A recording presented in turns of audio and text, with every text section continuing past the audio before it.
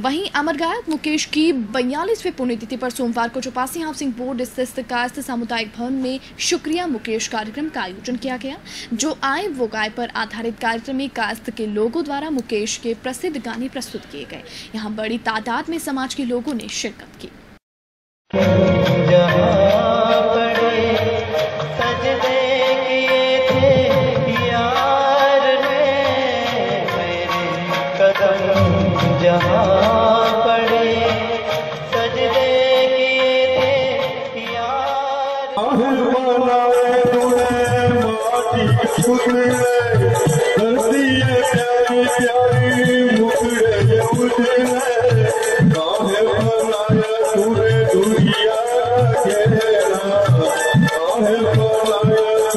दुनिया